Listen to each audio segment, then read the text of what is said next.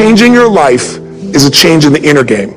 Ultimately, if you're going to have lasting change in anything, you're really talking about just raising your standards. I mean, I always tell people, if you want to know how to change your life, I give it to you in 3 words, boring as it sounds: raise your standards.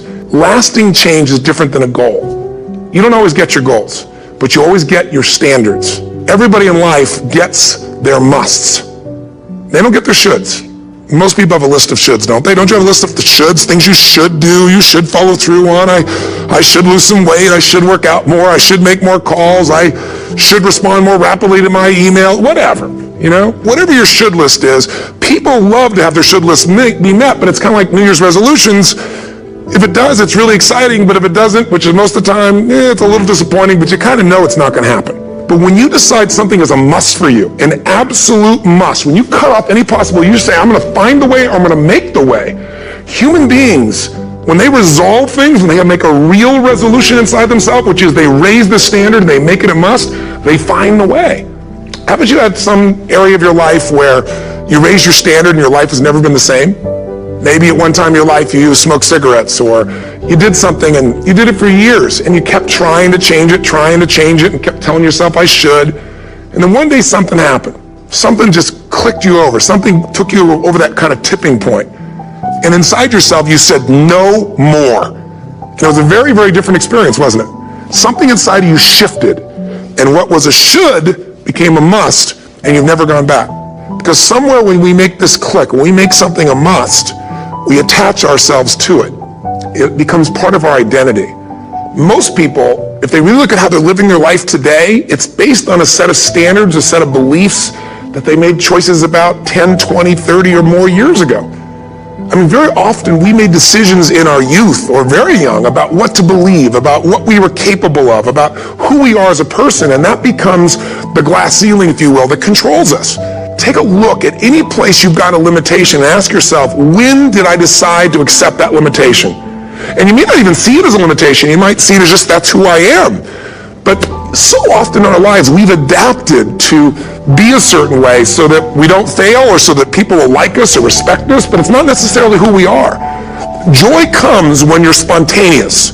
It's really hard to be truly happy when you're not being yourself. And most of us have no clue who we are. And so a big part of my work, if you've ever been to an event, you know, is to get people to do things spontaneously without thinking, because that's when the real you shows up. That's when the energy comes alive. And when you do that, when you start to connect to your true nature, suddenly there's energy available for you to set a higher standard for what you want in your life. So the secret to real happiness is progress. Progress equals happiness. And if we can make progress on a regular basis, we feel alive. And that's why at the beginning of the year, we get this thing like, okay, I can have this fresh start. I could really do what my soul desires. I could expand. I could grow. I could improve. I could change. Or maybe better than change, I could progress. You got to say, I got to take control of this process and not just hope it's going to work out like people do who make a resolution. Think about that. Progress is an aliveness to it, doesn't it? You don't have to work at changing. People say all the time, now, well, I'm working on changing. Don't worry about it. You don't have to work on changing. Change is automatic. Your body's going to change whether you want it or not as the years go by. And no matter how hard you work, there's going to be some changes going on there. The economy is going to change no matter what you want it to do. The weather is going to change. Relationships are going to change. Everything in life is always changing. We don't have to work on change. Change is automatic, but progress is not. So if you want to make real progress, then you really got to look at your life in a different way. But one of the most important decisions you make in business is, ultimately, if I was going to sell this, if I chose to, I have to know who I sell this to so that I have long-term value, not just an income along the way. I have this critical mass hit. I get a multiple of my business. And most people don't have a clear exit strategy. They think I'll come up with that someday. You're going to start with that end in mind. That's got to be part of your focus if you're going to be successful in your business. Whenever people fail to achieve their goals 99.9% of the time, and you ask them why, they'll tell you it's because of a lack of resources. That's what all these things are. I didn't have the support, right? I didn't have the money. We didn't have the time. We didn't have this. We didn't have that. There's a resource that people believe is missing. And that resource, belief structure, then keeps people from ever being able to really lead. Because what leaders do is they find a way to maximize whatever resources they have, as little as they may be, and they don't believe in limited resources. Resources are interesting, but the ultimate resources are the feelings of emotion that make you resourceful. Success and failure are not giant events. They don't just show up. You don't just suddenly become successful or suddenly have this cataclysmic event that makes you fail. It may look that way, but failure comes from all the little things. It's failure to make the call. It's failure to check the books. It's failure to say, I'm sorry. It's failure to push yourself to do things physically that you don't want to do. And all those little failures day after day come together until one day some cataclysmic event happens and you blame that. That event happened because you missed all the little stuff. Do you agree with me? And success, by the way, is not some overnight event. It's all these little things.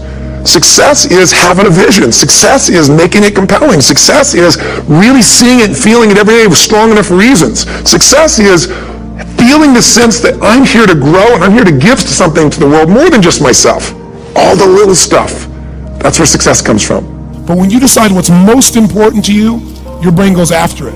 Clarity is power. You got to know the specific result you're after. What do you want? If you can't answer that question right now in your personal life, in your body, in your relationships, in your finances, in your spirituality, then you're not going to be as fulfilled as you want to be. If you don't know exactly what you want, or you let yourself get beyond that into something general, you're not going to achieve it. What are the rituals that have put me there? Because whatever results you're getting, even if you don't like the results, there's some rituals that are keeping you in that place. There's some rituals of what you eat or don't eat, how you move or don't move, how you sleep or don't sleep. There's some rituals in the lack of variety or spice or energy or focus in an area. Just write the truth of where you are. What do you want? What's your vision? And be really specific. I want to be my fighting weight. I want to be the strongest I've ever felt. I'm going to turn my, whatever it is, be specific. You don't just get a result without some kind of action, without some form of ritual. Ritual meaning actions you do consistently. What are the rituals that will get you there? What would you need to do differently each morning if you're going to be that kind of energy, that kind of strength? How often would you work out? What days would you work out? What time? A ritual is something you do consistently, usually at a specific time, so it becomes automatic. Willpower doesn't last, but rituals can last a lifetime.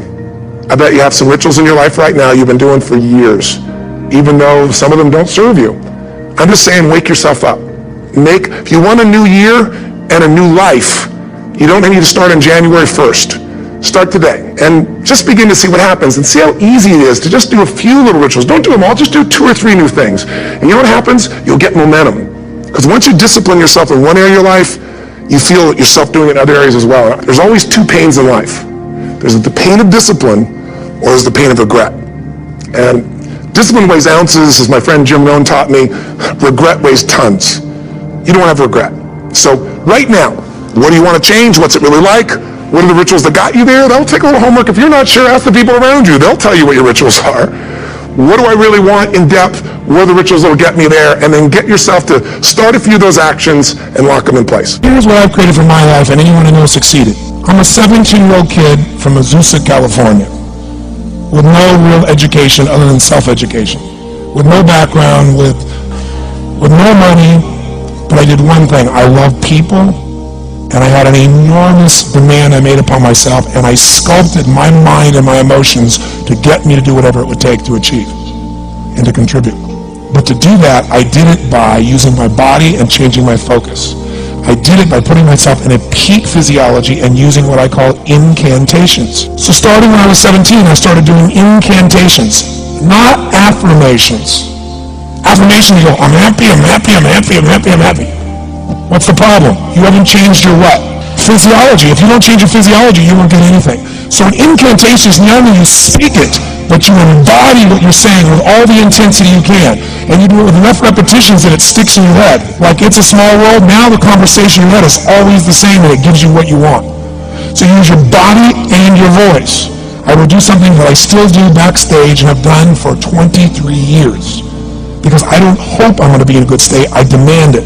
So I do incantation, using my whole body. I now command my subconscious mind to direct me in helping as many people as possible in life today to better their lives by giving me the strength, the emotion, the persuasion, the humor, the brevity, whatever it takes to show these people and get these people to change their lives now. Human beings absolutely follow through on who they believe they are.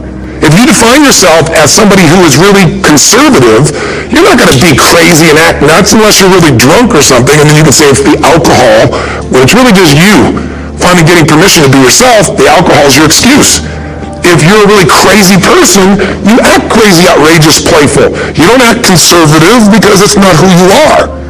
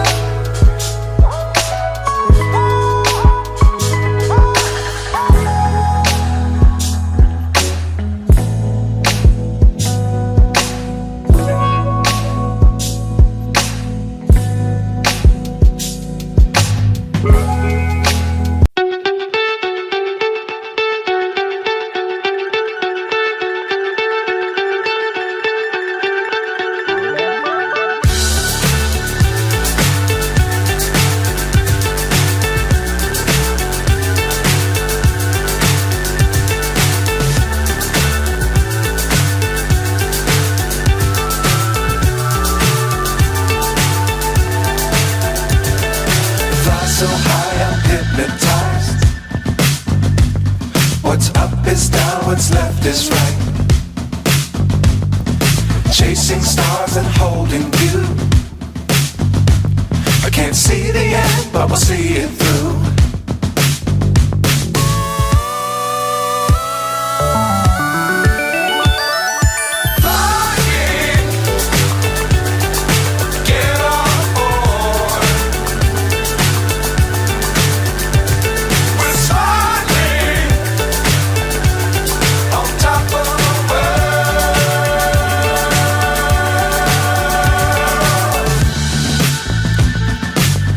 Times don't fly too high.